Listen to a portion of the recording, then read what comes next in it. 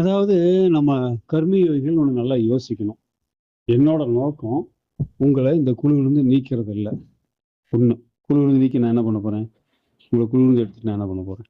இன்னொன்று, புத்தகம் வெளியிடுறது இல்லை.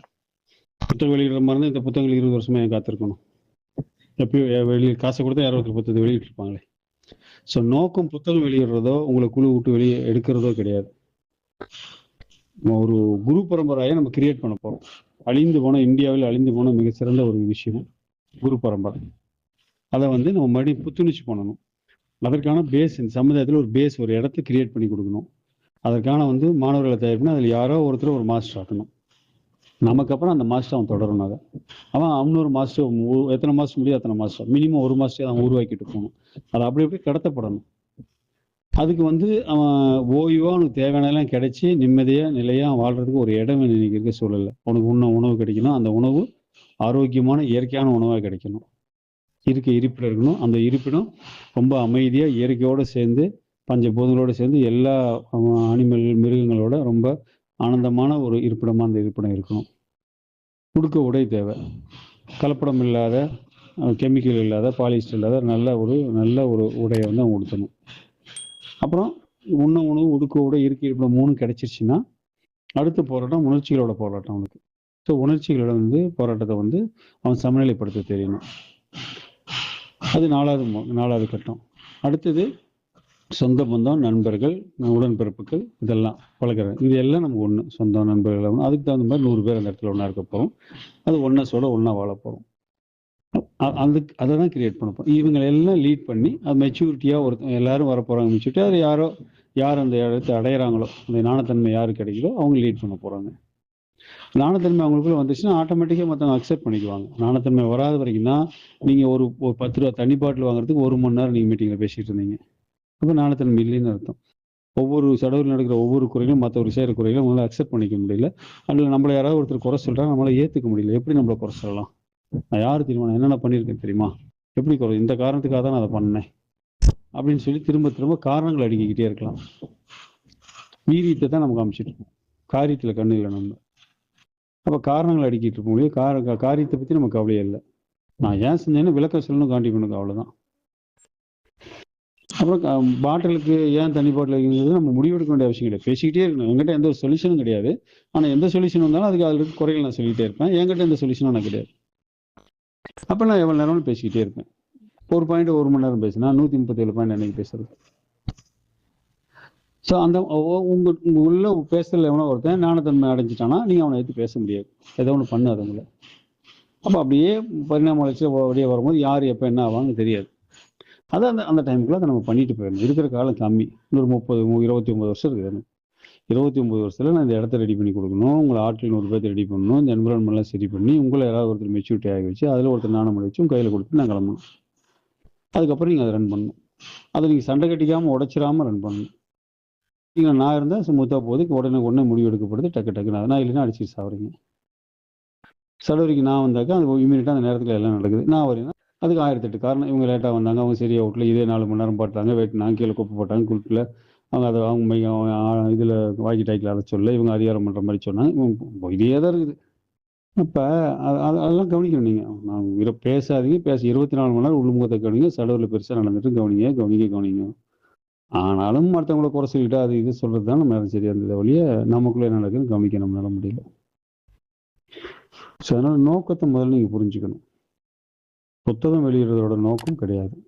பேருக்கு வெளியில் ஒன்று வச்சிருக்கோம். முட்டாய் கொடுத்தா சுதந்திரம், இந்த கொடியத்துக்கு முட்டாய் கொடுப்பாங்க. எதுக்கு முட்டாய் கொடுத்தா தான் வராமல் மேலே பிடிங்க. உங்களுக்கு கொடினா தெரியல, சுதந்திரம்னு தெரியல. முட்டாய் கொடுத்தா அவன் உள்ளே கூப்பிட வேண்டியது. முட்டாய் கொடுத்தா டேன்னு வர்றான். சென்னை காணாமனு பாட்டு போட்டால் கொடியை சேர்ந்து போடுறான். எப்படா முட்டாய் தரணும்னு பார்த்துட்டு இருக்கோம். கை நீட்டி முட்டாய் வாங்கி வாயில் போட்டுட்டு வர்றோம். இதுதான் அவனோட நிலைமை. மத்தியானம் சோறு போட்டால் தான் பள்ளிக்கூடத்துக்கு வருவான்னு தெரியும். அதனால காமராஜ் சோறு போட்டார். அப்போ ஏதோ ஒரு கொக்கி தேவைப்படுது. அப்போ யாருக்கு என்ன டேலண்ட் இருக்குன்னு பார்த்து அந்த கொக்கி இழுத்து வர்றோம். கீதாவுக்கு பல விஷயங்களை ட்ரை பண்ணி பார்த்தாச்சு, முடியல. சரி புத்தகம் அவளுக்கு ஒரு மாதம், அதனால புத்தகத்தை கொடுத்து கீதாவுக்காக தான் புத்தகம் போட்டது, இல்லைன்னா புத்தகம் போட போகிறோம். அப்போ அடுத்து காண்டிபன் புத்தகம் போடணும்னு சொன்னார். கீதாவுக்கு நம்ம ஏற்கனவே யோசிச்சு வச்சு தான் பல்வேறு வழிமுறைகளை கடைபிடிச்சு வச்சுருந்தோம். சரி இதையா ட்ரை பண்ணி பார்க்கலாம். நீங்கள் அது முட்டாய் கொடுத்து நான் சுதந்திரம் கூப்பிட்ற மாதிரி தான் அது.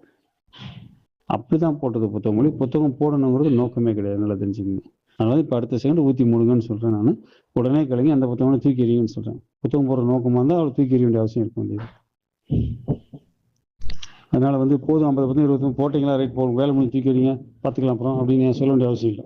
புத்தகம் விற்கிறதுக்கு எந்த முயற்சியும் எடுத்துக்கலாம், ஏதோ ஒன்று பண்ணுவீங்க அப்படின்னாச்சு. ஆனால் புத்தகம் போடுறதோ குழுவிலிருந்து ஒருத்தர் தூக்குறதோ அதெல்லாம் டார்கெட் ஃபிக்ஸ் பண்ணுறதுக்கான நோக்கம் கிடையாது. நோக்கம் வேறு, ஒவ்வொரு இதுலையும் நோக்கம் வேறு. உங்களை உருவாக்கணும், எப்படி களை எடுக்கணும். ஒரு வயலில் போய் களை வெட்டுறது சாதாரண விஷயம் இல்லை. வெட்டி பார்த்தீங்கன்னா தெரியும் உங்களுக்கு. வயலில் களை வெட்டினீங்கன்னா தெரியும். களை வெட்டுறது பார்த்து வெட்டணும். 2 செடிக்கு நடுவில் களைகளை வெட்டணும். செடி வேறு அடுவிடாமல் பார்த்துக்கணும். அப்படி வெட்டிட்டு போனால் அந்த களையோட வேறு மிச்சம் இருக்கும், அதில் பூச்சி போயிருக்கும். நீ வெட்டிட்டு போயிட்டே இருந்தீங்கன்னா இப்போ வயலில் முடிக்காட்டி முதல்ல வெட்டினது மாதிரி தலைஞ்சிக்கும். பூச்சி மருந்து அடிக்க முடியாது. பூச்சி மருந்து அடிச்சேன்னா என்ன ஆகும், அதுக்குள்ளே நம்ம செடிக்கும் அது அஃபெக்ட் ஆகும், நம்ம உணவுக்குள்ளே போகும். களை வெட்டுற காசு வச்சா போது வெள்ளாமல் காசு வரும். அதனால பூச்சி மருந்து அடிக்க சூழலுக்கு தள்ளப்பட்டாங்க. அந்த பூச்சி மருந்து கலந்து நம்ம சாப்பிட்டோம், வீணாக போனோம். அந்த மாதிரி நம்ம மனசில் ஏகப்பட்ட கலைகள் இருக்குது. பூச்சி மருந்து அடிச்சிட முடியாது. பூச்சி மருந்து அடிச்ச பற்றி நீங்களே விஷம் சடனடி பண்ண முடியாது. அதனால களை வெட்டுறோம், மீண்டும் களை வெட்டுற எவ்வளோ சிரமம் தெரியுமா? களை வெட்டுறதுனால நமக்கு பார்த்தீங்கன்னா ஈல்டு வருதுல, ஈல்டுக்கு வரக்கூடிய வெள்ளாமையினால விளைச்சலை விட அதிக செலவு களை வெட்டுறதுக்காகும். விவசாயம் பண்ணுறவங்க கேட்டீங்கன்னா தெரியும்.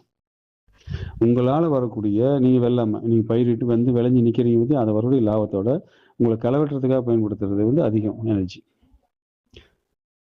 அது நீங்கள் ரூபாய் மதிப்பில் சொல்லணும்னா ஒரு 100 ரூபா நீங்கள் பூத்து குளிங்க 100 ரூபா வருதுன்னா நான் ஒரு 500 ரூபா செலவு பண்ணி களை வெட்டினா தான் நீங்கள் 100 ரூபா வர முடியும்.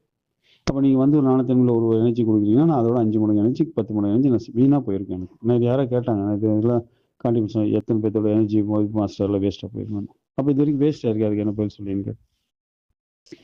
அந்த மாதிரி தான் அதை புரிஞ்சுக்கணும். களை வெட்டிக்கிட்டு இருக்கிறாங்க, நம்மளை பார்த்து வெட்டுறாங்க, வேறு வந்துடக்கூடாதுன்னு, பூச்சி நம்மளை அரிச்சிடக்கூடாதுன்னு. பூச்சிக்குள்ளி அரிச்சா நம்ம வீணாக போயிடுவோம். விவசாயிக்கு தான் தெரியும். நீ நல்லா கோமணத்தை கட்டிட்டு காட்டுக்குள்ளேயே கிடப்பான். விவசாயியோட பழகி பாருங்க, உங்களுக்கு தெரியும். சென்னையில் இருக்கு உங்களுக்கு தெரியாது, திருப்பூர்ல குழுன்னு உள்ள இருக்கவங்களுக்கு தான் தெரியாது. விவசாயத்தில் இறங்கி பாருங்க தெரியும். அவன் அந்த பயிரை எவ்வளோ நேசிக்கிறான்னு. பயிர் காஞ்சி போனால் சேர்த்து நான் நெஞ்சபடி செத்து போனால் எத்தனை பேர் தெரியுமா? வேற தொழில் செய்ய மாட்டாங்க. விவசாயம் ஒரு படம் அதை பாருங்க, நீ பல லட்சம் கொடுங்க, விவசாயம் பண்ணுவோம், வேற தொழில் செய்ய மாட்டாங்க. கார்பரேட்டுக்கு 500 ஏக்கர் 1000 ஏக்கர் வச்சு பண்றோம்னு நான் சொல்லல. நான் 2 ஏக்கர் 5 ஏக்கர் 3 ஏக்கர் வச்சு பண்றோம்னு நான் சொல்றேன். அப்படி அதை நேசிச்சு பண்ணுவோம். அதை அந்த மாதிரி ஒரு செடி உருவாக்கி பூத்து குழுங்க வைக்கிறதுனா அவ்வளோ எஃபெக்ட் இருக்குது. விவசாய கணக்கு பார்த்தோன்னா இது கூட மிஞ்சாது, கோமணம் கூட மிச்சாதுமானு. அவன் போடுற உழைப்பு கூலி தர முடியாது உன்னால. அதை அப்படி உங்களை உருவாக்கிட்டு இருக்குது. நோக்கம் நல்லா தெரிஞ்சுக்கணும். களை வெட்டி செதுக்கி ஏன் கொண்டாடுறது. நீ புத்தகத்தை போடுறது முக்கியம் இல்லை, நீ கரெக்டாக டேட்டை சொல்றியா, கால்குலேட் பண்ணுறியா, இந்த புத்தகத்தை சரியான நேரத்தில் போடுறியா, செய்யறியா, அந்த பழக்கத்தை நம்ம கொண்டாட முயற்சி பண்ணிட்டு இருக்கோம். இதெல்லாம் பேசிக். இதெல்லாம் எல்கேஜி குழந்தை என்ட்ரன்ஸ் எக்ஸாம் எழுதி உள்ள போகிற மாதிரி பேசிக். ஒரு சிஇஓங்கிற ஒரு கம்பெனியில் ஒரு இன்ஃபோசிஸில் ஒர்க் பண்ணுற ஒரு ப்ரோக்ராமிங்கில் இருக்கிற ஒரு கால்குலேட் பண்ண முடியல உன்னால. நீங்கள் அவங்க டைம் போட்டாங்கன்னா அந்த டைமில் முடியுமா நீங்கள் யாருமே கேட்கல. ஜெயந்தியோ காந்திபுனோ கீதாவோ டைமில் முடியுமான்னு கேட்கல. கீதா பல இது டார்கெட் ஃபிக்ஸ் பண்ணி இது வரைக்கும் ஒன்றும் பண்ணல. சடோரி நிறைகுறிகள் மீட்டிங் டார்கெட் போடல. இது வரைக்கும் எந்த டார்கெட்டும் கீதா அச்சீவ் பண்ணது கிடையாது. ஏன்னு கேட்டால் ஒரு டேட்டை சொல்லுவா, ஆனால் 4 நாள் தள்ளி தான் சொல்லுவா. சரவண மாதிரி உடனே சொல்ல மாட்டான், 4 நாள் தள்ளி சொல்லுவா. அப்போ 4 நாள் இருக்குல்ல, நேற்று முந்தானத்து கேட்கும்போது கூட சொன்னான் 10 மணிக்கு தானே, 10 மணிக்கு தானே, நாளைக்கு 10 மணிக்கு தானே அப்படின்னு சொல்லியிருந்தான். அப்பவே தெரியும் செய்ய மாட்டாங்க. போடல, மறுபடி தமிழ் தான் போட்டா, 10:01 தமிழ் போட்டான். அப்புறம் உட்காந்துட்டு அதை ஆள்ற முன்னாடி இவ போட்டா, அவளை அனுப்ப சொல்லி அவள் இவனுக்கு அனுப்பிச்சு இவ போட்டோம். இது வரைக்கும் போட்டாலும் அப்படிதான் போட்டுருக்கோம். தமிழ் ரெடி பண்ண சொல்லுவேன், நீ கீதா அனுப்பிச்சுட்டு கீதா போட்ட மாதிரி குரூப்ல போட சொல்லு. சடோரியமா கீதா நடத்தினா நீங்க நினைச்சிட்டு இருப்பீங்க.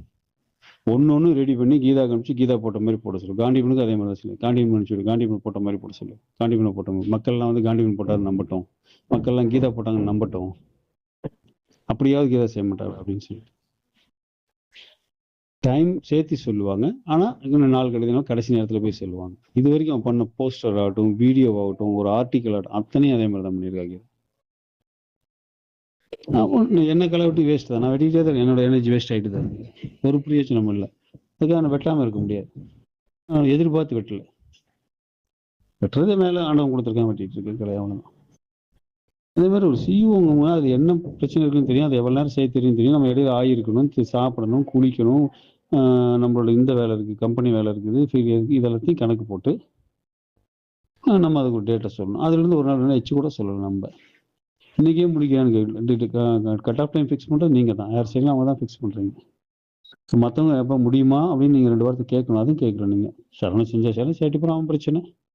புக்கு வந்தால் வருது, வராட்டி போது அவங்க பிரச்சனை. நமக்கு என்ன இருக்கிறோம், இருக்கிற இடம் தெரியாமல் இருந்துட்டு போகணும் கோபாலுங்கிற மாதிரி இருக்கிறீங்க. உடனே சரவணன் கேட்கணும். அந்த ஃபயர் வரலையே. கீதா வந்து போஸ்ட் பண்ணாலும் சரவண குரூப் நீக்கவும்னு சொன்னோம். எல்லாம் பண்ணலாம். கீதாவை அழட்டிக்கவே இல்லை. சரவண குரூப் வெளியே போய் அழட்டிக்கவே இல்லை. அதே சூழல் மாதிரி கீதாவுக்கு வந்துச்சு. அதே மாதிரி தான் கீதா வெளியே எடுத்து யாரும் அழட்டிக்கவே இல்லை. கீதா வெளியில் போகிற அளவுக்கு அதே ஒரு சூழல் எதுக்குமா அழட்டிக்கணும். நானாவது வெளியே போகலான்னு பார்த்தேன். நான் வெளியே போனேன். அதுக்கும் யாரும் அழட்டிக்கல. இது வரைக்கும் அந்த குரூப்ல என்னை கொண்டாடுறதுக்கான விஷயம் எதுவும் பண்ணல. இப்போ யார் உள்ள வந்தா என்ன, யார் வெளியே போனானா, யார் இருந்தான்னா, யார் செத்தானா, அதை பற்றிலாம் நமக்கு கவலையே இல்லை. நம்ம இருக்கிறோம் ஏதோ எறும்பாடு மாதிரி எதை செஞ்சுட்டு இருக்கோம். சொன்னாலும் சொல்லாட்டி செஞ்சாலும் தோணுனா செய்யலாம், தோணாட்டி செய்யல. அப்படியே எவ்வளோ நாளைக்கு போக முடியும்? அப்படித்தான் இருக்கு நிலைமை. பார்த்துக்குங்க, அவ்வளோதான் என்னால் சொல்ல முடியும். என்ன புண்ணியம் செய்தேனோ